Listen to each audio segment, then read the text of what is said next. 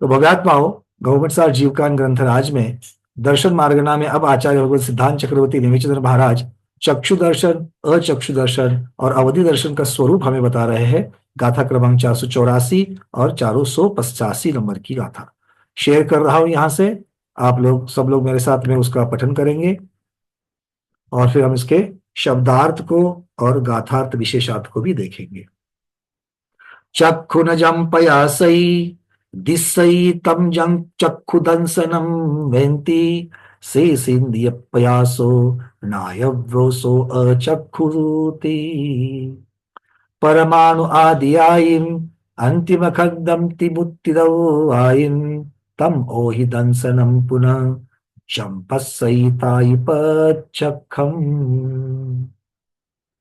सीधी सादी गाथा है।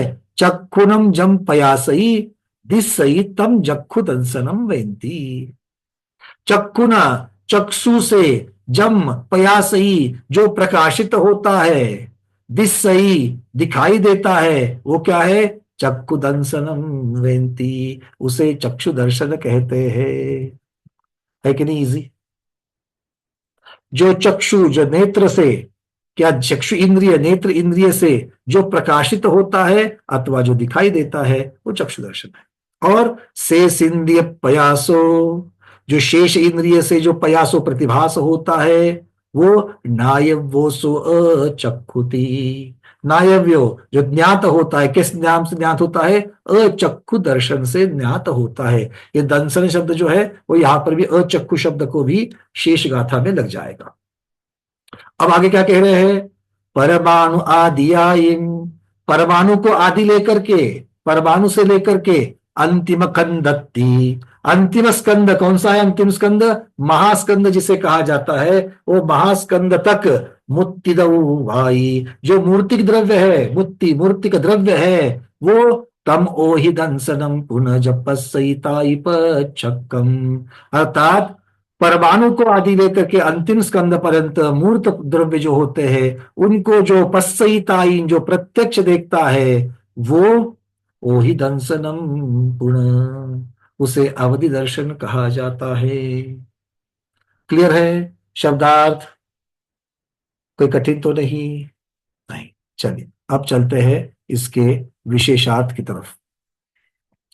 तो आचार्य भगवान मुख्यता से यहां पर कह रहे हैं कि नेत्र से, चक्षु दर्शन से होने वाला, चक्षु इंद्रिय के द्वारा होने वाला, फिर शब्द लगा दिया जो प्रकाशित होता है। तो चक्षु इंद्रिय से जो प्रकाशित होता है, प्रकाशित कौन होता है? कौन प्रकाशित होता है? आत्मा प्रकाशित होता है, चक्षु इंद्रिय प्रकाशित होता है, या जो विषय है वो विषय वस्तु प्रकाशित होती है? विषय वस्तु प्रकाशित होती है। किसके द्वारा होती है? साधन क्या है? यहां पर चक्षु इंद्रिय उसका साधन है। उसका स्वामी कौन है? कौन देख रहा है? आत्मा देख रहा है। ठीक है, तो इस दर्शन को जो सामान्य प्रतिभास ग्रहण किया जाता है उसे चक्षु दर्शन कहते हैं। अब यहां पर वापस सामान्य प्रतिभा शब्द नहीं लगाया है। गाथा में सामान्य प्रतिभास कहीं पर लिखा है क्या? देखो, कहीं नहीं लिखा है। तो फिर हम सामान्य प्रतिभास क्यों कह रहे हैं? क्योंकि गाथा में चक्षु दंसनम शब्द आ गया। अब दंसन शब्द की पहले ही उन्होंने व्याख्या करी है, पहले से क्लियर कर दिया है कि दंसन मतलब क्या। तो अब उसको पर्यायवाची शब्द हो गया, सामान्य प्रतिभास, तो उसको यहां पर लगा सकते हैं। अर्थ ये हो गया कि चक्षु इंद्रिय ज्ञान, चक्षु इंद्रिय से ज्ञान उत्पन्न होता है कि नहीं होता है? कौन सा ज्ञान उत्पन्न होता है? कौन सा ज्ञान उत्पन्न होता है चक्षु इंद्रिय से? सुरेश जी, चक्षु इंद्रिय से कौन सा ज्ञान उत्पन्न होता है? दर्शनावन्य, हाँ, दर्शनावन्य, जैसे वो तो कर्म का नाम है, वो तो हमारे दर्शन। दंशन को ढकने वाला है, दंशन कराने वाला नहीं है। शत्रु को मित्र मत बोलना, ठीक है? चलो, चक्षु इंद्रिय से कौन सा ज्ञान होता है हेमांगी दीदी?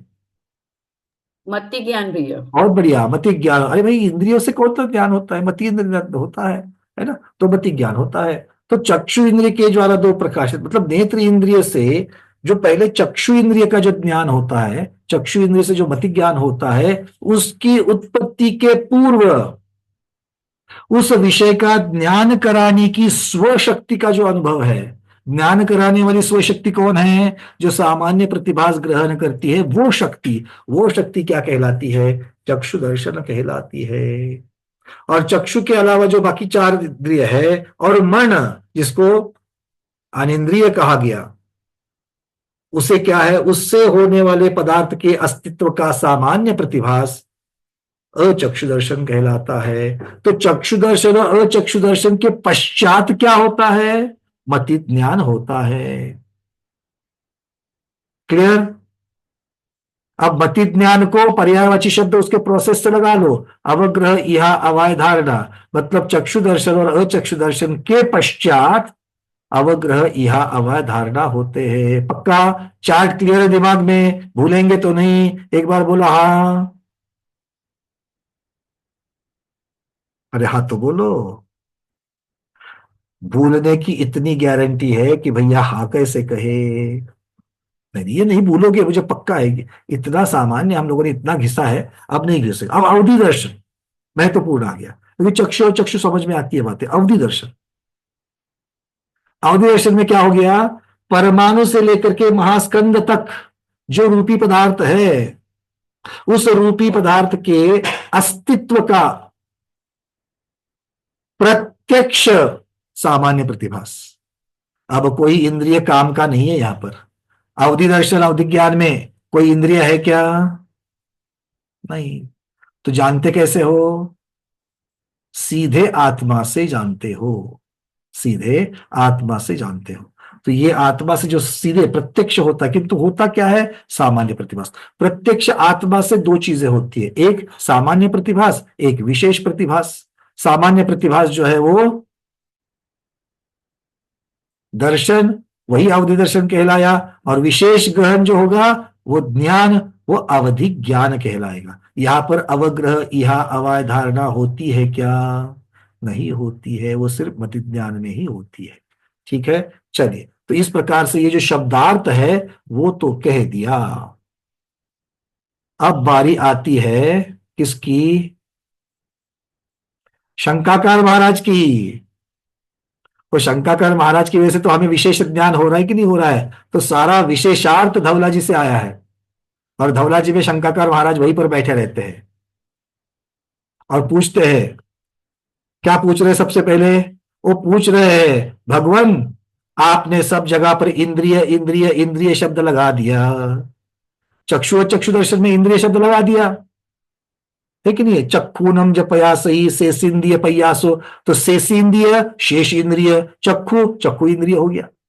तो आपने इन सूत्रवचनों के दर्शन की जो प्ररूपना की है, दर्शन के बारे में जो कथन किया है, वो बाह्यार्थ रूप से कर दिया। क्योंकि जानता कौन है? दर्शन कौन करता है? दर्शन कौन करता है? आत्मा करता है।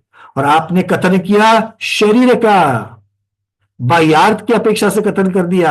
इसीलिए दर्शन का विषय जो आत्मा है, अब तक तो आप कह रहे हैं कि दर्शन का विषय आत्मा है, आत्मा से जानता है, आत्मा के द्वारा जानता है, आत्मा ही दर्शन करता है, आत्मा के द्वारा दर्शन किया जाता है, साधन भी आत्मा, क्रिया भी आत्मा, और स्वामी भी आत्मा। ये जो आपने अब तक बातें करी थी वो अंतरंग वाली बातें थी, और आपने कथन कर दिया बाह्यार्थ से, तो आपकी बात का ही खंडन आपकी ही गाथा से हो गया। हम लोग बहुत बोले हैं, है ना? हमारे दिमाग में ऐसी चीजें उठती ही नहीं है। आचार्य महाराज ने बोल दिया, बस हम लोगों ने उसको बाबा वाक्य प्रमाणम करके ले लिया। पर शंकाकार महाराज ऐसे है ना, वो बैठे ही उसके लिए। किस लिए बैठे हैं? ताकि हम जैसे भोले भालों को विशेष का ज्ञान हो जाए। और विशेष का ज्ञान क्यों चाहिए? ताकि हम कहीं पर भी जाकर के भटके नहीं। क्योंकि भोला भाला जो है ना, वो कहीं भी भटक जाता है, उसको कोई भी फंसा सकता है। आया ना? दुनिया के माहौल में कोई भी भोला भाला है तो उसे भटकाया जा सकता है कि नहीं है? तो आप भटकना चाहते हो क्या? तो आपको भोला भाला होकर के उसके ऊपर उठने की जरूरत है कि नहीं है? बहुत बढ़िया। पहला प्रश्न पूछ लिया महाराज ने, तो क्या है? आचार्य महाराज उसका उत्तर दे रहे हैं, नहीं ऐसा नहीं है, क्योंकि तुमने इन गाथाओं का परमार्थ नहीं समझा। उत्तर क्या दे रहे हैं? भाई गाथा तो हमने कही, पर आपने सिर्फ शब्दार्थ की तरफ आपने ध्यान दे दिया, और इसीलिए आपको लग रहा है कि हम इंद्रिय की बात कर रहे हैं। तो आपने इसके पीछे का परमार्थ नहीं समझा, परमार्थ मतलब भावार्थ नहीं समझा। शंका कर हाथ जोड़ करके पूछ रहा है, महाराज परमार्थ आप ही बता दो, हम समझने के योग्य नहीं है, तो आप हमको समझाओ कि इसका परमार्थ क्या है, ये परमार्थ कौन सा है। आचार्य महाराज उस गाथा के शब्दों की तरफ अब ध्यान दिला रहे हैं। क्या कहते हैं? गाथा में कहा है जो चक्षुओं को प्रकाशित होता है अर्थात दिखता है। तो चक्षु प्रकाशित हो रहे हैं या विषय प्रकाशित हो रहा है? हमने पहले भी प्रश्न किया था ये। चक्षु प्रकाशित हो रहे क्या? कौन प्रकाशित हो रहा है? पयासई ये शब्द लगाया था, पयासई के बाद में दिसई शब्द लगा दिया था। तो पयासई किसको प्रकाशित कर रहा है? विषय को। और किसको दिख रहा है? विषयी को। तो विषयी कौन है? आत्मा है। तो हमने तो बात किसकी करी? विषय की और विषयी की। चक्षु का नाम तो बीच वाला से उपकरण की अपेक्षा से आ गया, अर्थात जो चक्षुओं को प्रकाशित होता है, चक्षुओं को प्रकाशित होता है मतलब चक्षु को दिखता है, जो स्वयं प्रकाशित वहां पर हो रहा है अर्थात दिखता है अथवा आंख द्वारा देखा जाता है, वो चक्षु दर्शन है। इसका अर्थ यह समझना चाहिए कि चक्षु इंद्रिय जन्य ज्ञान के पूर्व, क्योंकि ज्ञान तो इंद्रिय जन्य ही है, तो चंद इंद्रिय जन्य ज्ञान के पूर्व जो आत्मा के स्वशक्ति का जो अनुभव होता है, सामान्य शक्ति का जो अनुभव होता है, और जो चक्षु ज्ञान की उत्पत्ति में निमित्त रूप है, वो चक्षु दर्शन है। तो भले वहां पर चक्षु शब्द आया है, किंतु चक्षु शब्द का अर्थ क्या है? चक्षु इंद्रिय से उत्पन्न होने वाले ज्ञान के पूर्व जो आत्मा की शक्ति की वजह से जो दर्शन क्रिया हो रही है, उस दर्शन क्रिया की चर्चा यहां पर चल रही है। अब ऐसा वो ये बात समझ में आ रही है सब लोगों को? जो आचार्य महाराज उत्तर दे रहे हैं ना, उसको आप भोले भालेपन से समझ लेकर के चलना नहीं है, उसको आप समझना है, अधिगम से समझना है। आचार्य महाराज क्या कह रहे हैं कि वहां पर चक्षु शब्द तो आया है, किंतु चक्षु शब्द का अर्थ क्या है? आगे पयासई और दिसई शब्द है, मतलब जो चक्षु को प्रकाशित होता है, चक्षु को दिखता है। अब चक्षु को क्यों दिखता है और चक्षु को क्यों प्रकाशित होता है? अगर यह स्वयं चक्षु की, इंद्रिय की, शरीर की अगर शक्ति होती तो मुर्दे के भी तो शरीर में चक्षु लगे हुए हैं, मुर्दे के भी तो शरीर में चक्षु लगे कि नहीं लगे हैं? वो देख पाता है क्या? नहीं। मतलब इंद्रिय और शरीर देखता है क्या? नहीं। तो वहां पर इंद्रिय और शरीर को नहीं लेना है, देखता कौन है? आत्मा। तो आत्मा की ही तो बात चलेगी, हाँ या ना? तो फिर चक्षु का नाम क्यों ले लिया? क्योंकि होने वाला ज्ञान चक्षु इंद्रिय से संबंधित है, होने वाला दर्शन चक्षु इंद्रिय के उपकरण के द्वारा हो रहा है, इसीलिए वहां पर चक्षु नाम आ गया है। भाई ठीक है, बात समझ में आ रही है? तो गाथा का परमार्थ कैसे लेना है समझ में आ गया। आगे कहते हैं, अब शंकाकार फिर से पूछ रहा है कि उस चक्षु इंद्रिय के विषय से प्रतिबद्ध अंतरंग शक्ति में चक्षु इंद्रिय की प्रवृत्ति कैसे हो सकती है? भाई आत्मा की प्रवृत्ति शरीर में हो सकती है, क्योंकि आत्मा का कार्य, आत्मा का स्वभाव प्रवृत्त होना है प्रमोद जी। तो आत्मा तो प्रवृत्त हो सकता है चक्षु इंद्रिय में, पर चक्षु इंद्रिय आत्मा की शक्ति में कैसे प्रवृत्त हो सकता है? प्रश्न है कि नहीं है? नहीं है प्रश्न। शरीर का प्रवृत्त होता है क्या? शरीर का मतलब है आत्मा रहित शरीर, और जब आत्मा मतलब शरीर रहित आत्मा, तो शरीर रहित आत्मा प्रवृत्त होती की होती है?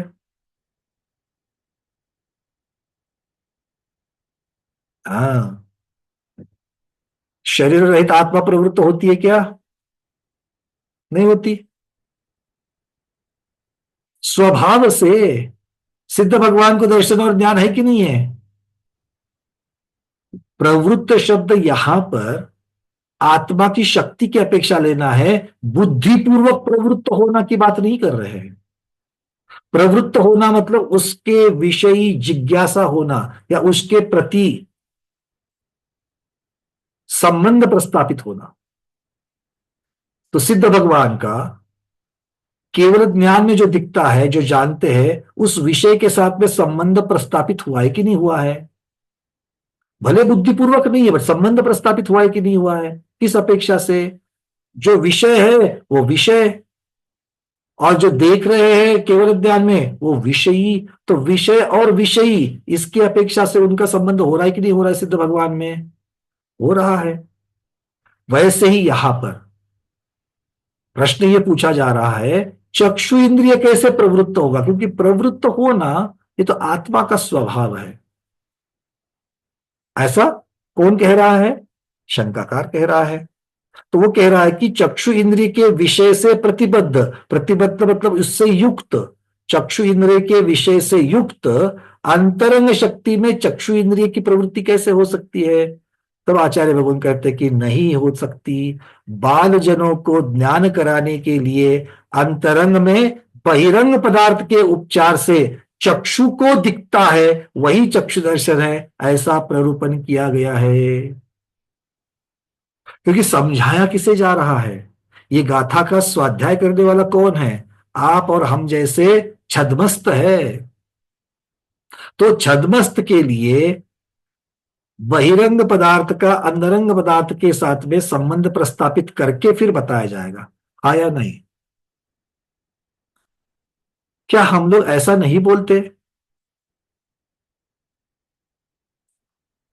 तुझे दिखाई नहीं दिया, आके है क्या बटन लगाई है? कभी कभी तो बोला ही होगा या सुना तो होगा। दिखाई नहीं दे रहा है कि किसको बता रहे हो, किसको बोल रहे हो? सामने वाले जीव को ही तो बोल रहे हो ना। दिखाई नहीं देता, आंखें है क्या बटन, मतलब आंखों के द्वारा ही देखा जाता है, ऐसा ही आप लोग कहते कि नहीं कहते हो? या इंद्रियों के द्वारा ही जाना जाता है, ऐसा आप लोग कहते कि नहीं कहते हो? नहीं कहते? अरे भाई, बोला चल की भाषा में तो कहते होंगे।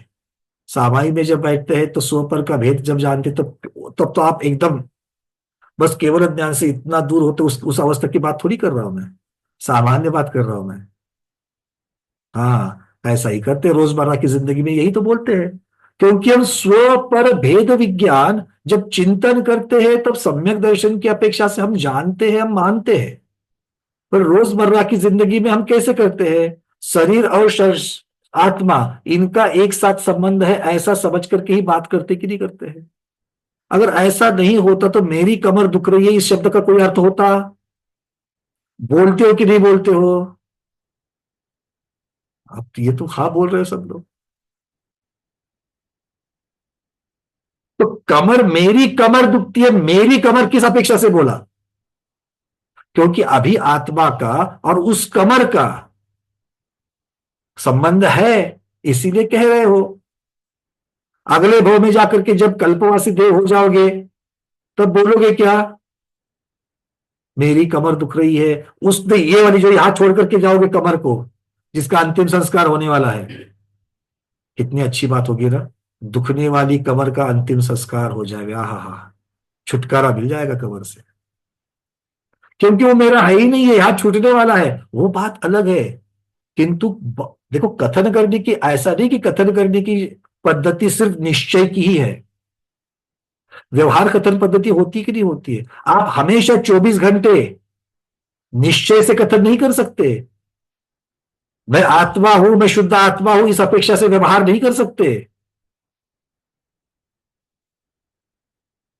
किराना माल की दुकान में चले जाओ, भैया गेहूं चाहिए 5 किलो, और सामने बैठने वाला दुकानदार भी हमारा जबरदस्त स्वाध्यायी है और निश्चय वाला स्वाध्यायी है। वो बोलेगा, भैया आप तो शुद्ध आत्मा हो, आपको गेहूं की क्या जरूरत है, आप मेरे पास क्यों आए हो? ऐसा बोलेगा तो आपको क्या बोलना पड़ेगा फिर? आप भी तो मानते कि नहीं मानते हो, मैं शुद्धात्मा हूं, तो फिर गेहूं लाने क्यों गए? दुकानदार भी पूछ रहा है भैया तुम शुद्धात्मा हो, तुम्हें गेहूं की क्या जरूरत है? चलेगा? नहीं चलेगा। क्यों? क्योंकि अभी मैं शरीर से संयुक्त हूं, और इस शरीर को चलाने के लिए मुझे रोटी की जरूरत है, रोटी बनाने के लिए गेहूं की जरूरत है, भैया गेहूं दे देना। व्यवहार कथन किया कि निश्चय कथन किया? हाँ। और ये व्यवहार कथन 24 घंटे में कितनी बार करते हो? सच सच बोलना। चलो ज्यादातर वही तो कहते हैं कि नहीं करते हैं, तो फिर उसको करने से लज्जाना क्यों है, शर्मिंदा क्यों होना है? क्योंकि ये झूठ नहीं है, ये बोलने की पद्धत है। आप इस अपेक्षा से बोल रहे हो, गलत बोल रहे हो क्या? कल सिद्ध भगवान अगर शरीर होने की अपेक्षा से अगर कुछ कथन करे करे तो फिर गलत हो जाएगा, क्योंकि वो स्वयं शुद्ध हो चुके हैं, अब अशुद्ध अवस्था की अपेक्षा नहीं बात कर सकते। पर हम लोग तो अशुद्ध अवस्था में, तो अशुद्ध अवस्था से बात करनी पड़ेगी कि नहीं? अरे हाँ तो बोलो। सब जगह निश्चय एकांत पकड़ करके नहीं बैठ सकते। तो व्यवहार से भी तो सारा दिन, रूबी दीदी कह रहे सारा दिन व्यवहार कथन ही करते रहते हैं। बिल्कुल, तो इसीलिए यहां पर कह रहे हैं ये भी तो व्यवहार कथन है। आचार्य महाराज कह रहे हैं कि बाल जनों को ज्ञान कराने के लिए, बाल जन मतलब छदमस्त को सबको बाल जन कह दिया, छदमस्तों को समझने के लिए अंतरंग में बहिरंग पदार्थों का उपचार, आत्मा में शरीर के साथ में जुड़ने का उपचार, और इस अपेक्षा से यह कथन किया गया है कि चक्षु ज्ञान की उत्पत्ति या चक्षु दर्शन चक्षुओं के द्वारा होता है, ऐसा प्ररूपण किया गया है। क्लियर है बात सबको? आचार्य महाराज के ऊपर कोई दोष तो नहीं है? हाँ, उन्होंने दोनों साइड से आपको बता दिया। अब गाथा क्रमांक 484 का जो उत्तरार्ध है, पहली गाथा का जो उत्तरार्ध है, उसमें शब्द क्या आ गया? जो देखा गया है, अर्थात जो पदार्थ चक्षु इंद्रिय के द्वारा जाना गया है, उससे जो ज्ञान होता है उसे चक्षु दर्शन जानना चाहिए। और इसका परमार्थ क्या है? चक्षु इंद्रिय के अतिरिक्त शेष इंद्रिय ज्ञानों की उत्पत्ति से पूर्व अपने विषय में प्रतिबद्ध स्व शक्ति का अचक्षु दर्शन की उत्पत्ति का निमित्त भूत जो सामान्य से संवेद है या अनुभव होता है, वह अचक्षु दर्शन है। समझ में आया ना? अब मुंह खट्टा मत करो, चेहरे खट्टे मत करो, क्योंकि पहले चक्षु दर्शन के बारे में जो कहा वही कहा है। आचार्य महाराज की भाषा थोड़ी सी अलग है ना? हमारी दीपा दीदी चले गए अयोध्या में, अब वह है तो कर्नाटक से, है ना? और वहां पर वो चौके में जाकर के शुद्ध भोजन कर रहे थे, तो वहां पर एक भैया पानी दे रहे थे, दूसरों को दे दिया, तो इन्होंने बोल दिया वहां पर, भैया नीर को रे। वो भैया एकदम से देखने लगा, वो भैया एकदम जैसे देखने लगा ना, वैसे तुम लोग अब देख रहे थे। सिर्फ भाषा का फर्क है। पानी देना तो वो जानते कि नहीं जानते हैं, दूसरों को पहले से दे रहे हैं। हम लोग भी स्वाध्याय करके चक्षु दर्शन को जान गए कि नहीं जान गए? बस भाषा अचक्षु दर्शन की अलग आ गई है। अचक्षु दर्शन को जानते कि नहीं जानते? बिल्कुल जानते हैं। अब एक एक शब्द को लगा लेते हैं। क्या बोल दिया उन्होंने? चक्षु इंद्रिय के अतिरिक्त शेष इंद्रियों की उत्पत्ति से पूर्व, शेष इंद्रियों की उत्पत्ति मतलब शेष इंद्रिय ज्ञान की उत्पत्ति के पूर्व। तो ज्ञान के उत्पत्ति के पूर्व क्या होता है? वो बोलते अपने विषय से प्रतिबद्ध, अर्थात अपने विषय से संयुक्त। अपना विषय कौन सा है? घ्राणेन्द्रिय का सुगंध दुर्गंध विषय है, स्पर्शनेन्द्रिय का 8 प्रकार के स्पर्श है, रसना इंद्रिय का 5 प्रकार के रस है। ये सारे जो अपने अपने विषय है उससे संयुक्त स्वशक्ति का अचक्षु दर्शन की उत्पत्ति का निमित्त भूत, क्योंकि उत्पन्न क्या होने वाला है? अचक्षु दर्शन। उसका निमित्त भूत क्या है? निमित्त भूत सामान्य प्रतिभास, अर्थात अनुभव। वो क्या कहलाता है? अचक्षु दर्शन कहलाता है। कुछ कठिन था क्या? अब नीर कोटरी बोले तो पानी ही देंगे ना? एक बार बोलो हाँ। बस इतनी सी बात है। भाषा थोड़ी सी कठिन है, बट अंदर एक एक शब्द को लेकर के चलेंगे ना। और भाषा कठिन मतलब आप ही की भाषा, हिंदी राष्ट्रभाषा में तो लिखा है। ठीक है, चलो आगे बढ़ते हैं। यहां तक की बातें सिंपल है। जो पहले 4 दिन से रटा हुआ यही बात यहां पर है। चक्षु इंद्रिय से उत्पन्न जो ज्ञान होता है उसके पहले का सामान्य प्रतिभास चक्षु दर्शन कहलाता है। शेष इंद्रियों के द्वारा जो ज्ञान की मति ज्ञान की उत्पत्ति होती है उसके पूर्व जो सामान्य प्रतिभास होता है वो अचक्षु दर्शन है। ये दो ही लाइन पिछले आधे घंटे के जितना भी स्वाध्याय किया उसका मतितार्थ ये 2 लाइन है। ठीक है, बस ज्यादा घबराना नहीं, आधे घंटे में ज्यादा और भी नई चीज कुछ नहीं आई है। अब चलते हैं आगे।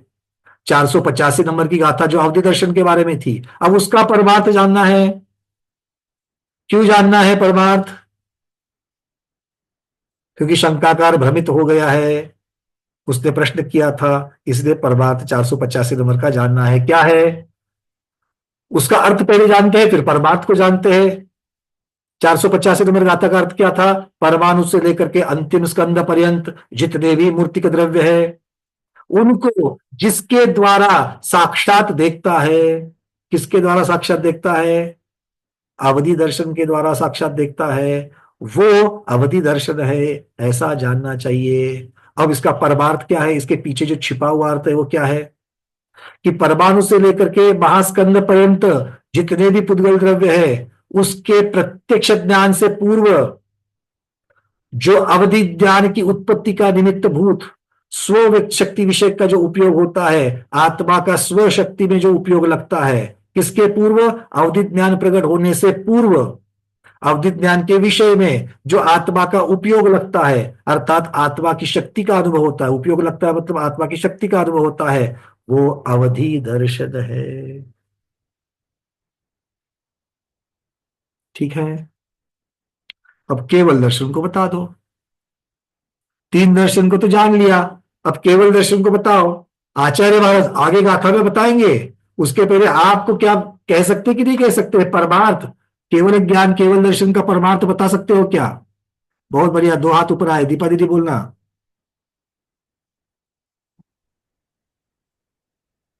केवल ज्ञान होने के पहले केवल ज्ञान उत्पन्न करने में निमित्त जो जो दर्शन होता है, सामान्य प्रतिभास होता है, उसके साथ ही जो सामान्य प्रतिभास होता है उसको केवल दर्शन कहते हैं। बच गए। और उसके साथ फंसते फंसते फंसते दीदी बच गए, क्योंकि जाल तो हमने बिछाया था, आप जाल में फंस भी गए और उसमें से निकल गए। हाँ, पहले दोनों अब तक बातें दर्शन की ज्ञान के पूर्व के दर्शन की बात चल रही थी। केवल दर्शन केवल ज्ञान में साथ साथ में ही तो होंगे। केवल ज्ञान के एक ही साथ उत्पत्ति निमित्तभूत मानेंगे क्या? केवल ज्ञान में उत्पन्न उत्पन्न होने के निमित्त भूत, तो केवल दर्शन केवल ज्ञान उत्पन्न होने में निमित्त है कि नहीं है? है या नहीं है? कारण कार्य की अपेक्षा से, कारण कार्य की अपेक्षा से केवल दर्शन और केवल ज्ञान कार्य, केवल दर्शन कारण। कारण कहने से कार्य और कारण देखो, हमेशा कारण पहले और बाद में ऐसा नहीं, कारण कार्य एक साथ भी हो सकते हैं। कारण पहले और कार्य भी होता है, ऐसा एक साथ नहीं है। कारण और कार्य एक साथ भी हो सकते हैं। बिल्कुल ठीक दीदी। तो ये कहा गया है कि केवल ज्ञान के उत्पत्ति में निमित्त भूत जो केवल दर्शन या जो आत्मा की स्व शक्ति है, जो उस ज्ञान के साथ में ही उत्पन्न हो जाती है या उसका एहसास उस ज्ञान के साथ में ही होता है, वो केवल दर्शन है। ऐसी अब तक की व्याख्या की अपेक्षा से मोटा मोटी में स्थूल रूप से हमने व्याख्या करी। आचार्य भगवान स्वयं आगे करेंगे ही करेंगे। यहां तक की बातें सबको क्लियर है? चलिए आगे बढ़ते हैं। अब केवल दर्शन का स्वरूप आचार्य महाराज 486 नंबर की गाथा में बता रहे हैं। देखते हैं कि हम लोगों ने जो बात कही थी और आचार्य महाराज ने जो बात कही है, इस पे कोई फर्क आ रहा है क्या? शेयर कर रहा हूं 486 नंबर गाथा।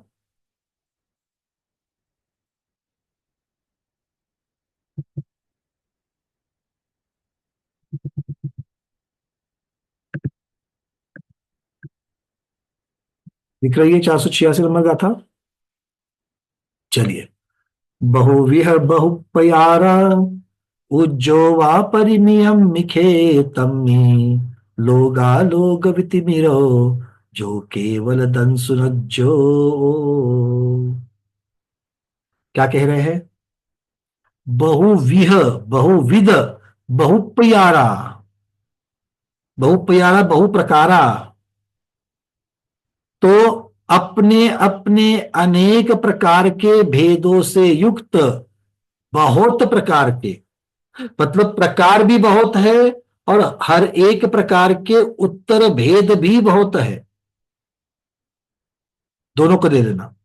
अपने अपने अनेक प्रकार के भेदों से युक्त बहुत प्रकार के उद्योत इस परिमित क्षेत्र में ही पाए जाते हैं। परिमियमि खेतमी, परिमित क्षेत्र में ही पाए जाते हैं। परिमित मतलब सीमित क्षेत्र में। और सीमित क्षेत्र में क्यों जाए जाते हैं? क्योंकि वो जो उद्योत है वो सीमा के साथ में था, इसीलिए सीमित में ही है। जैसे एक हमने दिया लगा दिया एक रूम के अंदर, तो दिए का प्रकाश रूम के बाहर जा रहा है क्या? नहीं जा रहा है, तो वहां पर वो सीमित हो गया।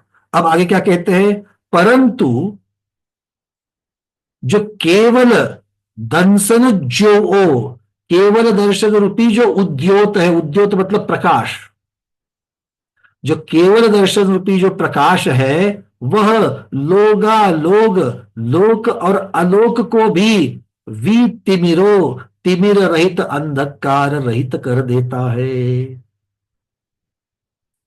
केवल दर्शन का स्वरूप बताते वक्त ना उन्होंने केवल ज्ञान का सहारा लेकर के यहां पर चर्चा करी है, ना कोई इंद्रिय की, ना आत्मा की, ना प्रत्यक्ष की, किसी की बात नहीं करी है। क्यों? क्योंकि ये अब अध्यारूत है, ये आपको अब तक के व्याख्यान से सब पता चल गया है। अब यहां पर वो उस केवल दर्शन की महती बता रहे हैं। क्या महती है? कि अब तक के जितने भी दर्शन थे, चक्षु, अचक्षु और अवधि दर्शन भी, ये अपने सीमित क्षेत्र को उद्योत प्रकाशित करते हैं। हाँ या ना? चक्षु दर्शन, आपके सामने जो दीवार है, दीवार के पीछे का दिख रहा है क्या आपको? नहीं। दीवार के बाहर जो गर्मी है वो आपको लग रही है क्या? नहीं लग रही है। मतलब अपने इन चक्षु इंद्रिय और शेष इंद्रियों के द्वारा जो चक्षु अचक्षु दर्शन होता है वो सीमित है। अवधि दर्शन भी सीमित है कि नहीं है? सीमित है अवधि दर्शन।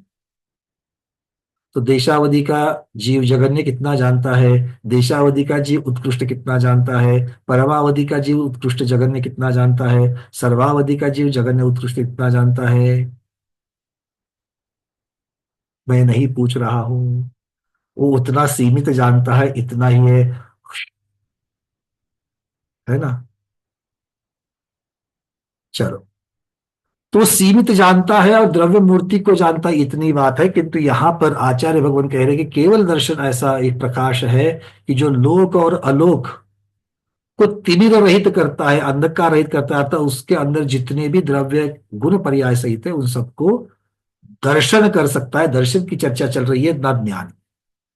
तो केवल दर्शन में क्या कह रहे हैं? रत्न, चंद्रमा, सूर्यादि अनेक प्रकार के उद्योतक अर्थात प्रकाश निर्माण करने वाले जो सोर्सेस है वो मर्यादित क्षेत्र को ही प्रकाशित करते हैं। सूर्य भी मर्यादित क्षेत्र को ही प्रकाशित करता है क्या? सूर्य, सूर्य का प्रकाश तो सब जगह जाता है, तो क्या मर्यादित क्षेत्र को प्रकाशित करता है सूर्य? क्यों स्मिता दीदी, क्या लग रहा है? अनम्यूट करो। सूर्य सगळीकडे प्रकाशित होतो ना भैया. हाँ, लिमिट कसं? लिमिट लिमिट सूर्य का प्रकाश लिमिटेड है कि उतना ही पूछ रहे हैं?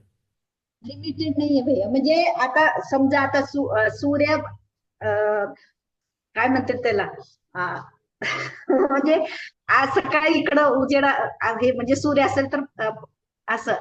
नहीं नहीं नहीं, अड़थड़ा आला तो ठीक है। अगर उसके बीच में अगर कोई रुकावट आ जाए तो ठीक है, किंतु सूर्य का प्रकाश सब चीजों को प्रकाशित करता है क्या? सब चीजों को प्रकाशित करता. अच्छा, तो दीदी फिर तो रात और दिन होने ही नहीं चाहिए। रात और दिन क्यों हो रहे हैं? सूर्य का अभाव रात लाता है, सूर्य का अस्तित्व दिन लाता है। और जहां पर रात होती है इसका मतलब सूर्य का अभाव हो जाता है, सूर्य के प्रकाश का अभाव हो जाता है, सूर्य का नहीं, सूर्य के प्रकाश का अभाव। क्योंकि अगर हम लोग देखेंगे तो सूर्य की जब वो प्रदक्षिणा कर रहा है मेरु की, तो जितना क्षेत्र मर्यादित है उस मर्यादित क्षेत्र कोई आगे आगे जाएगा तो आगे आगे प्रकाश होगा, पीछे पीछे अंधकार होते जाएगा। अर्थात सूर्य, चंद्र और रत्न भी मर्यादित प्रकाश ही करते हैं। अमर्यादित प्रकाश सिर्फ और सिर्फ केवल दर्शन का ही है, यह आचार्य भगवान यहां पर कह रहे हैं। ठीक है, चलिए अब थोड़ा विशेषार्थ को देख लेते हैं। आचार्य भगवान कहते हैं अंतरंग उद्योत केवल दर्शन है और बहिरंग पदार्थ को विषय करने वाला प्रकाश केवल ज्ञान है। फिर अंतरंग बहिरंग शब्द आ गए, सामान्य प्रतिभास और विशेष प्रतिभास, इस अपेक्षा से ले लेना। ठीक है, चलिए अब शंकाकार महाराज वहीं पर बैठे थे, वो बिल्कुल ध्यान से सुनते हैं बातें, इसलिए उनको शंका आती है। तो शंका आई तो उन्होंने क्या पहली शंका पूछी? भगवान चूंकि केवल ज्ञान स्व और पर दोनों का प्रकाशक है, केवल ज्ञान स्व और पर का दोनों का प्रकाशक है कि नहीं है? स्व मतलब आत्मा को भी, आत्मा के बारे में बताता है कि नहीं बताता है? केवल ज्ञान स्वयं को मुक्त मानता है कि नहीं मानता है? स्वयं को मुक्त करके जानता है कि नहीं जानता है? जानता है। तो स्वयं को भी जानता है और पर को भी जानता है, इसलिए केवल दर्शन नहीं होता ऐसा कुछ आचार्य कहते हैं। क्योंकि स्व और पर का प्रकाशक एक ही चीज केवल ज्ञान है, केवल दर्शन जैसी कोई बात नहीं होती। इस विषय की गाथा भी है, इस विषय की गाथा भी है। मन पज्जवर्णानंतो नानस्य वंशनस्य विशेषो केवलियम नाणम पूर्णम नाणम तीय वरुणम तीय समानम। अर्थात मन पर्य ज्ञान पर्यंत ज्ञान और दर्शन दोनों में भेद है, इसलिए ज्ञानोपयोग दर्शनोपयोग अलग अलग होते हैं, किंतु केवल ज्ञान की अपेक्षा ज्ञान और दर्शन तो समान है। ऐसी गाथा आई है महाराज। तो कुछ आचार्यों ने ऐसा कहा है कि ज्ञान, केवल ज्ञान और केवल दर्शन एक ही है। तो आचार्य भगवान कहते हैं उनके उस गाथा का ऐसा अर्थ करना ठीक नहीं है, ऐसा कहना ठीक नहीं है, क्योंकि केवल ज्ञान स्वयं पर्याय है कि नहीं? इसकी चर्चा भी कल आई थी। केवल ज्ञान के विषय के बारे में हमने पहले चर्चा करी थी, अब तो विषय आ गया। तो केवल ज्ञान की पर्याय है कि नहीं है? ज्ञान की पर्याय है, और एक पर्याय की दूसरी पर्याय होती है क्या? नहीं होती है। अर्थात केवल ज्ञान को स्व पर और प्रकाशक माना जाएगा तो एक काल में स्व प्रकाश रूप और पर प्रकाश रूप दो पर्याय माननी पड़ेगी, किंतु केवल ज्ञान स्वर और पर प्रकाश रूप एक ही पर्याय है, इसलिए उसकी स्व प्रकाशक रूप दूसरी पर्याय नहीं हो सकती। अर्थात पर्याय की पर्याय नहीं होती है, जो हमने कल भी इसके बारे में विस्तार किया था। आचार्य कह रहे हैं पर्याय की पर्याय नहीं हो सकती है, इसलिए स्व वाली पर्याय अलग लेनी पड़ेगी और पर वाली पर्याय अलग लेनी पड़ेगी। यदि कहा जाए कि केवल दर्शन अव्यक्त है, केवल ज्ञान व्यक्त है और केवल दर्शन अव्यक्त है, तो वो भी ठीक नहीं है। क्यों? क्योंकि जो आवरण से रहित है और सामान्य विशेषात्मक अंतरंग पदार्थ के अवलोकन में लगा हुआ है, ऐसे केवल दर्शन को अव्यक्त रूप स्वीकार करने में विरोध आ जाएगा। क्या कह रहे? वो कह रहे कि आवरण से रहित केवल दर्शन आवरण से रहित है क्या? आवरण से सहित है केवल दर्शन। केवल दर्शन ढका हुआ है क्या? आवरण मतलब ढक जाना नहीं, केवल दर्शन को ढकने वाला कौन था? केवल दर्शनावरण कर्म, उसका तो नाश हो गया, संपूर्ण क्षय हो गया। अब उसको ढकने वाला कोई नहीं है, और जब जिसको ढकने वाला कोई नहीं है वो व्यक्त होके के रहेगा कि नहीं रहेगा? जिसको ढकने वाला कोई नहीं है वो चीज व्यक्त होगी क्या अव्यक्त होगी? वो व्यक्त ही होगी, इसलिए ऐसा नहीं करना चाहिए।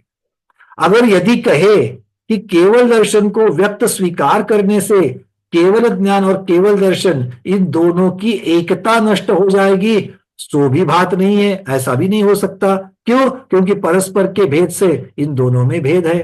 एक दर्शन है, दूसरा ज्ञान है। एक आत्मा के सामान्य प्रतिभास को ग्रहण कर रहा है, एक विशेष प्रतिभास को ग्रहण कर रहा है। यदि दर्शन का सद्भाव ना माना जाए, अगर आप कल कहोगे कि केवल दर्शन नहीं होता है, तो केवल दर्शन नहीं होता है ऐसा कहने से कर्म तो 7 ही आ जाएंगे।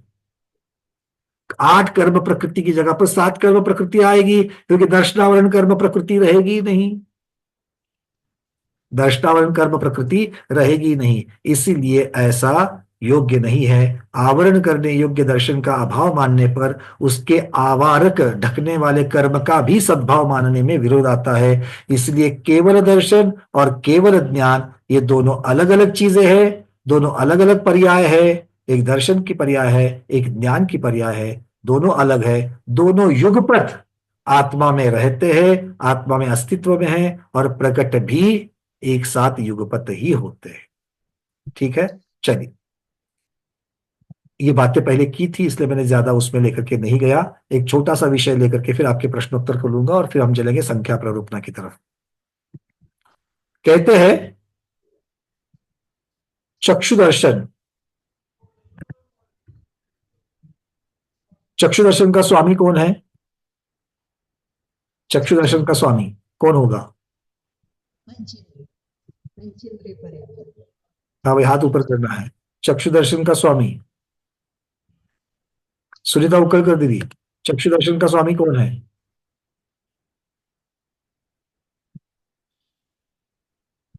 जीवों की अपेक्षा कौन से इंद्रिय वाले जीव आपको बतानी है? 4 इंद्रिय और चतुर इंद्रिय से लेके चक्षु इंद्रिय किसको होता है? दीदी क्या हो गया, इतना कठिन आपके लिए तो है ही नहीं है। चक्षु इंद्रिय 4 इंद्रिय और 5 इंद्रिय दोनों को ही तो होगा। हाँ, दोनों को ही होगा। अरे तो इतना ही तो बताया। तो चक्षु इंद्रिय के स्वामी कौन है? चक्षु इंद्रिय, पंचेंद्रिय, दोनों। चतुरेंद्रिय और पंचेंद्रिय है। चतुरेंद्रिय और पंचेंद्रिय ये दोनों होंगे। पंचेंद्रिय। तो जिसको चक्षु दर्शन होता है वो चतुरेंद्रिय और पंचेंद्रिय होते हैं। तो चक्षु इंद्रिय जिसको होता है उसी को तो चक्षु दर्शन होगा। तो चक्षु दर्शन के स्वामी कौन होंगे? चतुरेंद्रिय और पंचेंद्रिय चारों गति के जीव हो जाएंगे। और उनके गुणस्थान कौन से होंगे? चक्षु इंद्रिय, चक्षु दर्शन के गुणस्थान कौन से होंगे? पहले से लीला जैन दीदी, चक्षु दर्शन के 1 से 12 तक। 1 से 12 तक। दीदी 12 तक ही क्यों ले लिया? क्यों? क्योंकि 12 के बाद तो फिर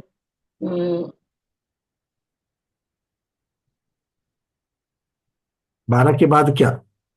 आपने चक्षु इंद्रिय को 12वें में क्यों रोक लिया?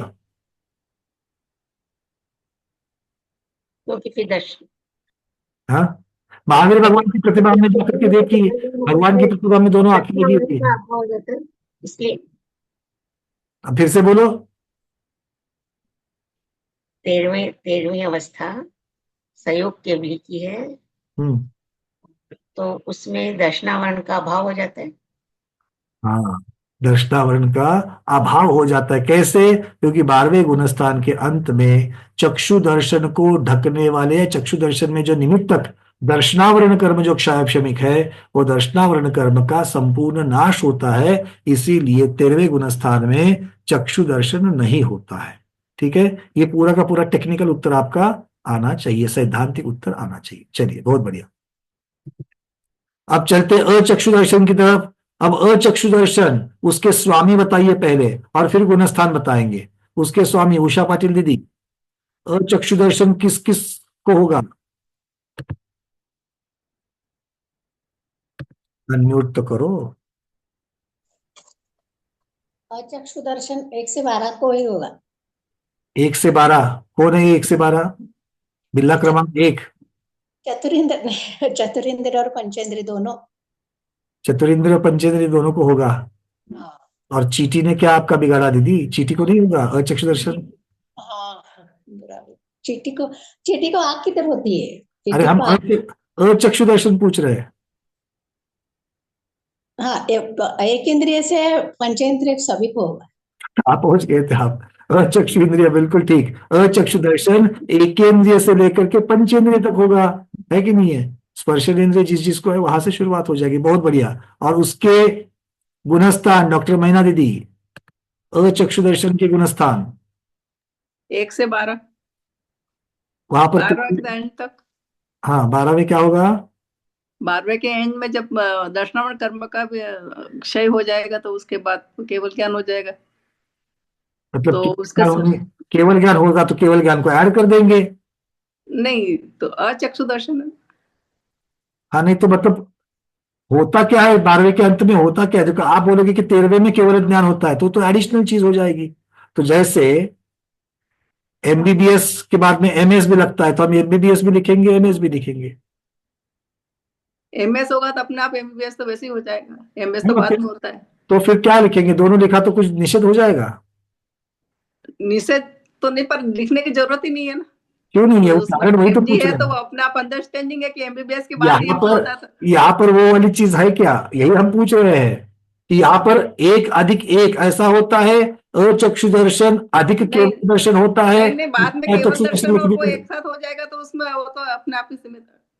अच्छा, 13वें में एक साथ होता है। आप सारी चीजें बोल रही हो, बट जो मेन तोते की आंख है वो नहीं बताओगे आप, है ना? तो क्या क्या आवरण कर्म खत्म हो गया? बस इतना ही चाहते थे दीदी, उतना आवरण कर्म, उतना ही चाहते थे, उतना तो आपने सब कुछ, है ना? आवरण कर्म का क्षय हो गया ना। क्या हो गया ना? हमने बोला दीदी हमें जल चाहिए, तो दीदी बोल रही भैया जलेबी ले लो। फिर बोला दीदी जल चाहिए, फिर दीदी बोल रही नहीं मट्ठा अच्छा बना है, मट्ठा ले लो, है ना? बस जल चाहिए तो जल चाहिए। बहुत बहुत अच्छी बात है। बस आपने सही बताया कि 12वें गुणस्थान के अंत में ये जो क्षमिक अचक्षु दर्शन था, उसका भी अचक्षु दर्शनावरण कर्म जो है वो हमारा चला जाता है, उसका क्षय होता है, इसलिए 13वें गुणस्थान में वो नहीं रहेगा। अवधि दर्शन। अब अवधि दर्शन बताना है भैया। अवधि दर्शन के स्वामी कौन है? विजया शाह दीदी अनम्यूट करिए। अवधि दर्शन के स्वामी अवधि दर्शन के स्वामी 7 से 12 गुणस्थान होते हैं। कितने? 6 से 12। हाँ, सौदरमिंद्र महाराज को नमोस्तु कहेंगे क्या गल से? देखो, सौदरमिंद्र महाराज को अवधि दर्शन होता है और आप उनका छठा गुणस्थान बता रही हो, मुझे तो नमोस्तु करना पड़ेगा उनको। क्या करेंगे?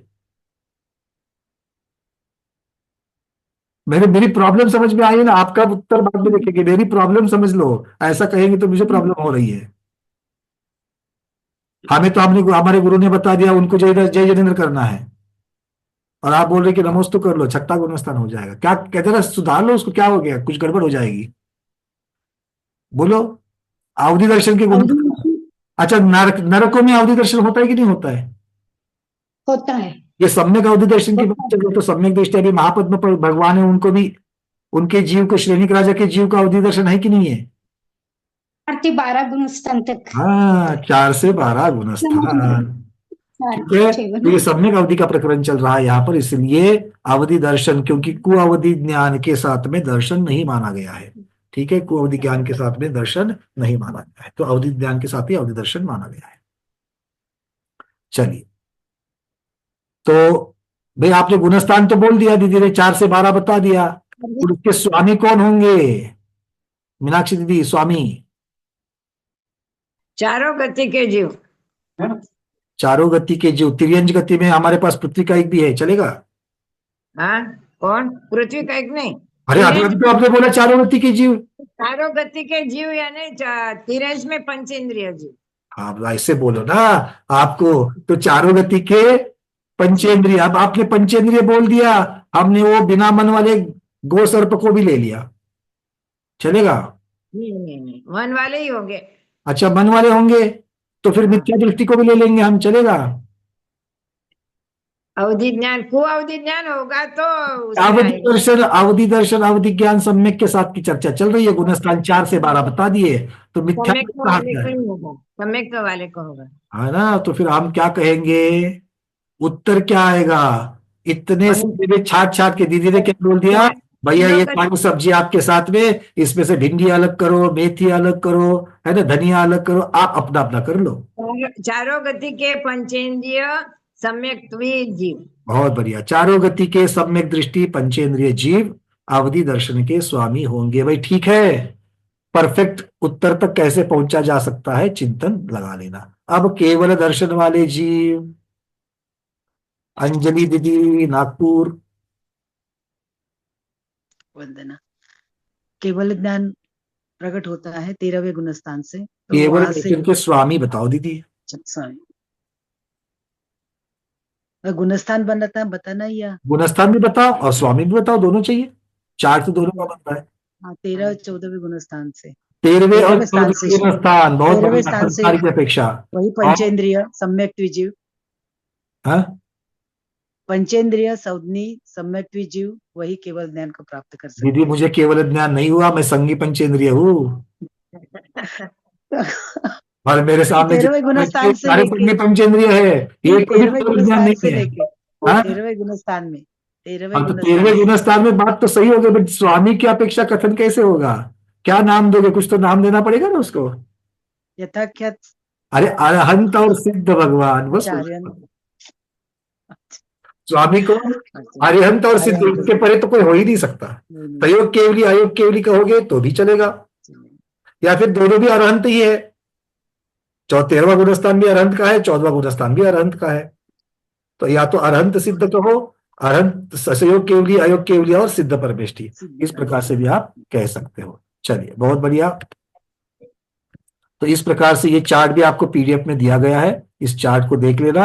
वहां लिखा है चतुरेंद्रिय एवं पंचेंद्रिय अपर्याप्तक जीवों में, अब बात चलेगी अपर्याप्तक की। अब बात चलेगी अपर्याप्तक की। पर्याप्तक तो है, पर्याप्तकों में तो चक्षु और चक्षु दर्शन है, किंतु क्या अपर्याप्तकों में चक्षु और चक्षु दर्शन होता है कि नहीं होता है, इसकी चर्चा चल रही है। तो आचार्य कहते हैं कि अपर्याप्तक जीवों में, कौन से? चतुरेंद्रिय और पंचेंद्रिय ही अपर्याप्तक जीवों में चक्षु इंद्रिय अव्यक्त होने से चक्षु दर्शन सिर्फ क्षयोपशम शक्ति रूप अव्यक्त रहता है। क्या कहते हैं? अब दो चीजें आएंगी, शक्ति रूप अव्यक्त, सिर्फ शक्ति रूप अव्यक्त एक आएगा, और दूसरा व्यक्त रूप आएगा। तो व्यक्त रूप किस में होगा? पर्याप्तकों में होगा, और अपर्याप्तकों में क्षयोपशमिक शक्ति रूप अव्यक्त होगा। अब क्षयोपशमिक शक्ति रूप का अर्थ क्या करेंगे?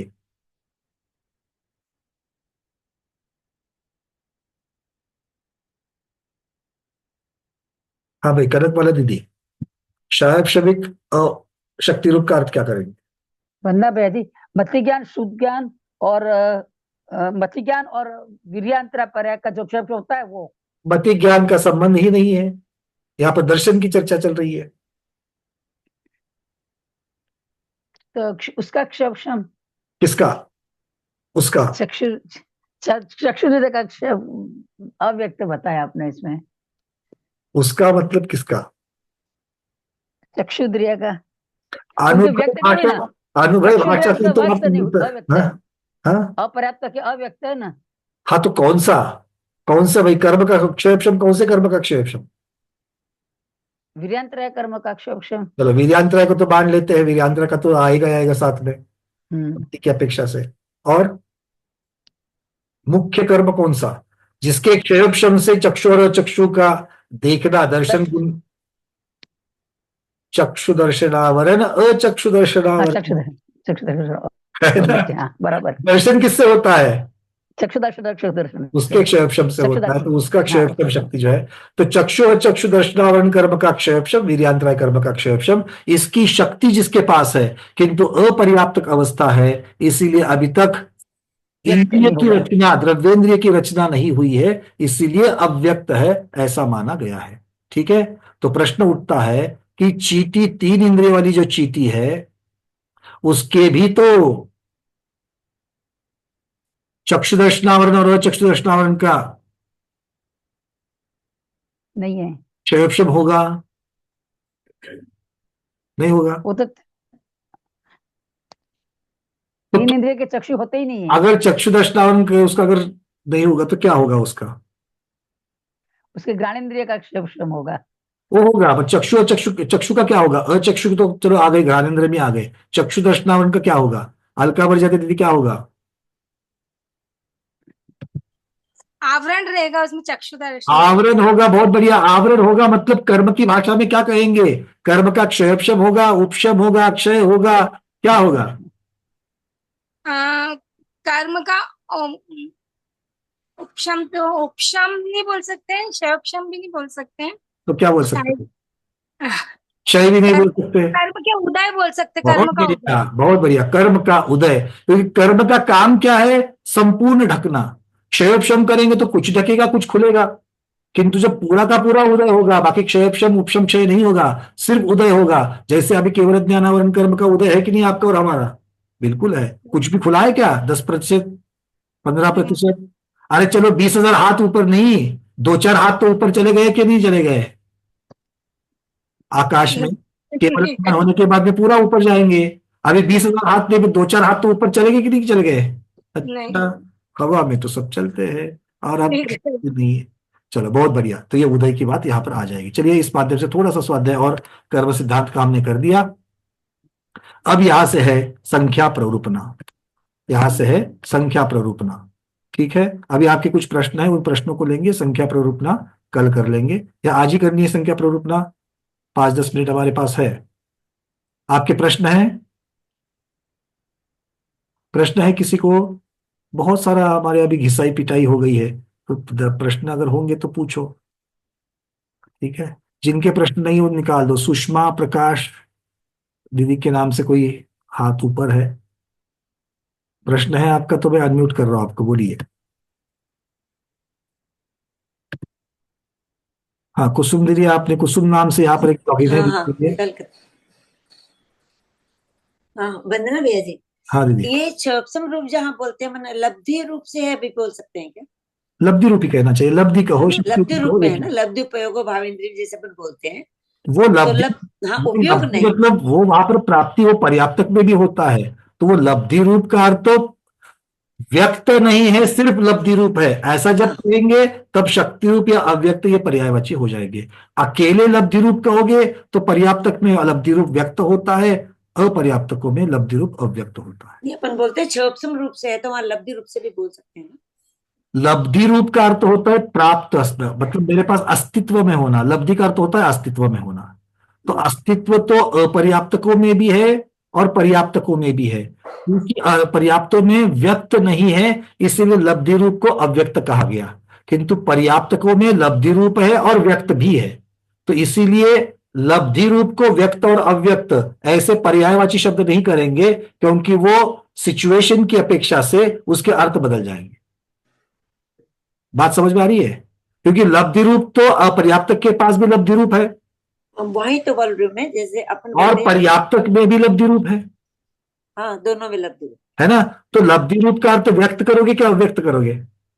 जहाँ व्यक्त अव्यक्त हो गया ना। अब पर्याप्तकों में व्यक्त है तो उसको अव्यक्त कैसे कहेंगे? हाँ पर्याप्त में व्यक्त है ना? तो इसका मतलब ये हो गया कि लब्धि का पर्यायवाची शब्द व्यक्त अव्यक्त नहीं कर सकते हैं। लब्धि का पर्यायवाची शब्द अस्तित्व में होना, इतना ही कर सकते हैं। वो व्यक्त होगा अस्तित्व या अव्यक्त होगा अस्तित्व, ये आगे सिचुएशन के ऊपर डिपेंड हो जाए। ठीक है, बस इतना फर्क करना चाहता हूं मैं।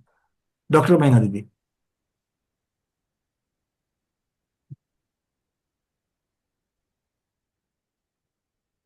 अनम्यूट कीजिए। 484 के उत्तरार्थ का जो शब्दार्थ इस प्रकार लिखा है ना यहाँ पे, जो देखा गया है, अर्थात जो पदार्थ शेष इंद्रियों के द्वारा जाना गया है, उससे जो ज्ञान होता है उसे चक्षु दर्शन जानना चाहिए। तो यहाँ चक्षु दर्शन कैसे लिखा? तो क्या जानेंगे उसको?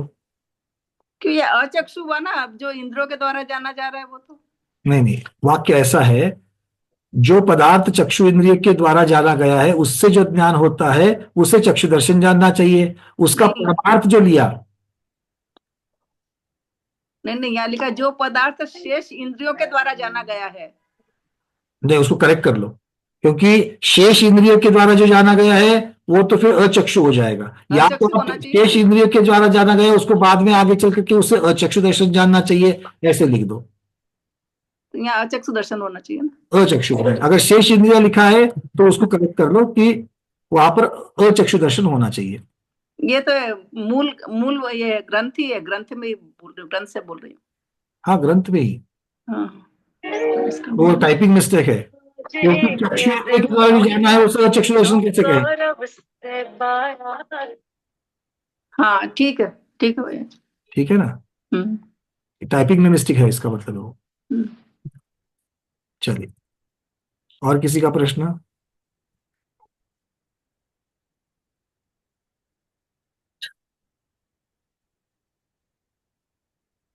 प्रमोद जी। जो बात हो रही थी लब्धि रूप तो सभी जीवों में रहेगा ना, ये दर्शन मतलब चक्षु और अचक्षु लब्धि रूप तो सभी में रहेगा। सभी में रहेगा, इसलिए हम उसको पर्यायवाची व्यक्त अव्यक्त नहीं कह रहे थे, क्योंकि कई व्यक्त होगा, कई अव्यक्त होगा। चलिए, और कोई? चलिए, आज इतना ही रखते हैं, क्योंकि संख्या प्ररूपना पूर्ण नहीं होगी। गाथा को तो ले लेते हैं संख्या प्ररूपना की, पूरा तो नहीं होगा। हाँ, गंगवाल जी पूछिए। ये चक्षु दर्शन एक इंद्रिय से लेके 3 इंद्रिय तक, ये उनको तो लब्धि रूप या अलब्धि रूप कहीं भी नहीं होगा ना? कहीं भी नहीं होगा, लब्धि रूप नहीं होगा, उनका कर्म का उदय होगा। कर्म का उदय होगा, पर बाकी अचक्षु दर्शन एक से पूरे एक इंद्रिय से लेके पूरे सारे जीवों को होगा। अचक्षु दर्शनावरण के फिर आगे भेद हो जाते हैं। कैसे? जैसे इंद्रियावरण कर्म के जो भेद होते हैं उसकी अपेक्षा से हो जाएंगे। तो जो इंद्रिया उनकी मिलने वाली है इंद्रिय की अपेक्षा से, उतने ही इंद्रियों का सिर्फ उनका क्षयक्षम पाया जाएगा, बाकी सबका उदय होगा। उदय पाया जाएगा। ठीक है।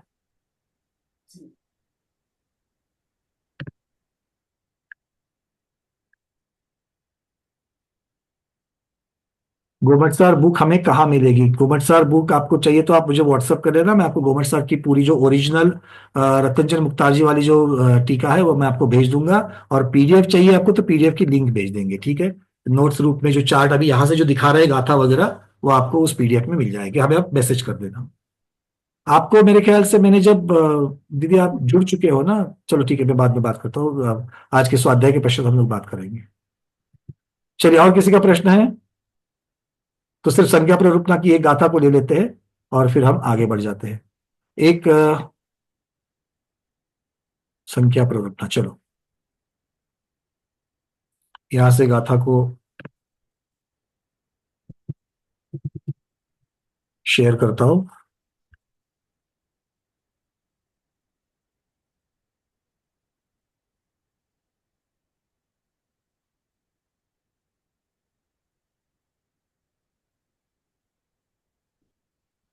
जोगे चौरखाणम, एक मिनट, किसी की तो हाँ। जोगे चौरखाणम पंचखाणम च क्षीणचरीमाणम चक्षुर्न मोहि केवल परिमाणम ताननाणम च ए इंद्रिय बहुदीनम क्षीणकसायन्तनन्तरासीनम जोगो अचक्षुदर्शनम जोगो अचक्षुदंसन जीवानम होदि परिमाणम ए इंद्रिय बहुदीनम क्षीणकसायन्तनन्तरासीनम जोगो अचक्षुदंसन जीवानम होदि परिमाणम। 487 488 इस दोनों गाथाओं में संख्या प्ररूपना बता रहे हैं आचार्य भगवान। क्षीण कषाय गुणस्थान, क्षीण कषाय गुणस्थान तक मतलब 12वें गुणस्थान तक जितने भी चौरखाणम पंचखाणम चतुरेंद्रिय और पंचेंद्रिय जीव है, उनके जोड़ रूप अर्थात उनको मिलाने से, उनकी संख्या मिलाने से चक्षुदर्शिनी जीवों की संख्या है। सीधा है, पहले से 12वें गुणस्थान तक जितने भी चतुरेंद्रिय और पंचेंद्रिय जीव है उनकी संख्या की अपेक्षा चक्षुदर्शिनी जीवों की संख्या है। फिर जितनी अवधि ज्ञानों उनकी संख्या है, जितनी अवधि ज्ञानियों की संख्या है उतने ही अवधि दर्शनी जीव है, और जितने केवल ज्ञानी हैं उतने ही केवल दर्शनी जीव है। अब एक बात को समझ लेना कि यहां पर अवधि ज्ञानियों की जितनी संख्या कही है उतने ही अवधि दर्शनी जीव कहे गए हैं। तो अब सम्यक दृष्टि जो अवधि ज्ञान पाता है उसके पहले अवधि दर्शन, और कुअवधि ज्ञान सिर्फ अवधि ज्ञान के पश्चात, क्योंकि अब कुअवधि ज्ञान कोई अलग से ज्ञान नहीं है, सुअवधि ज्ञान कोई मिथ्यात्व के संस्कार से कुअवधि होती है और वो ज्ञान में परिणत आता है। मतलब क्या हो गया, जो पहले अवधि दर्शन है वो अवधि दर्शन ही अवधि ज्ञान को प्रकट करेगा, और अवधि ज्ञान को प्रकट करके मिथ्यात्व से कुअवधि में परिणत करके उस जीव को उसकी ज्ञान हो जाएगा। समझ लेना ठीक से इसको। हाँ प्रमोद जी, एक्सपेक्ट कर रहा था मैं आपका हाथ। बात क्या कर रहे हैं देखो, अनम्यूट कर रहा हूं मैं आपको यहां पर, क्योंकि गाथा में बड़ी सही बताया यहां पर कि जितनी अवधि ज्ञानियों की संख्या है उतनी अवधि दर्शनी जीव है। मतलब जितने अवधि ज्ञानी है उनका ही अवधि दर्शन माना है। मतलब ये हुआ दोनों हाँ, कुअवधि दर्शन और दोनों दर्शनों दोनों को लेकर दोनों को लेना पड़ेगा, दोनों को भी, क्योंकि कुअवधि ज्ञानियों के लिए अलग से दर्शन नहीं है। क्यों? क्योंकि वो ज्ञान की परिणति है मिथ्यात्व में। हाँ, दर्शन तो उनका वही, दर्शन तो वही है सबका, दर्शन तो उनका अवधि दर्शन ही रहेगा, इसलिए उनकी अलग से संख्या यहाँ पर नहीं गिनाई गई है। ठीक है, तो जितनी अवधि ज्ञानियों की संख्या है उतनी ही अवधि दर्शनी जीव है, और जितने केवल ज्ञानी है उतनी ही केवल दर्शनी जीव है। अब मन पर्याय ज्ञानी को इसमें क्यों नहीं गिना? क्योंकि उनका अलग से कोई दर्शन नहीं है, चक्षु और चक्षु दर्शन वाले में ही सब आ गए वो। ठीक है, इस प्रकार से उसको ले लेना। अब इंद्रिय पहुदीनम क्षीण कषायनंतरासीनम, एकेंद्रिय से लेकर के 12वें गुणस्थान क्षीण कषाय तक जितने भी जीव है अनंत राशि है। अनंत राशि क्यों हो गई? क्योंकि उसमें एकेंद्रिय भी आ गए, इसलिए अनंत राशि हो गई। तो वो जितने जीव है उनके कुल जोड़ रूप, उनकी कुल संख्या अचक्षुदर्शिनियों की संख्या है। तो इस प्रकार से ये यहां पर मोटा मोटी में स्थूल रूप से बताया गया है। इसके विशेषार्थ को हम लोग लेकर के चलेंगे, और इसके पश्चात विशेषार्थ करने के पश्चात और मेरे ख्याल से 488 की गाथा अंतिम गाथा होगी ये, क्योंकि इसके आगे गाथा नहीं है, सिर्फ विशेषार्थ ही ले लेंगे। बस ये अंतिम गाथा है, इसके ऊपर प्ररूपण हम लोग कल की क्लास में करेंगे। आज इतना ही रखते हैं। संख्या प्ररूपणा का विशेषार्थ जानना बहुत जरूरी है कि किस अपेक्षा से, क्योंकि द्रव्य प्रमाण की अपेक्षा से, क्षेत्र प्रमाण की अपेक्षा से ये कैसे आपको लेना है, तो ये अलग अलग तरीके से इसका विशेषार्थ किया गया है। उस विशेषार्थ को और कुछ चार्ट को हम लोग अगली क्लास में देखेंगे। आज की क्लास में इतना ही।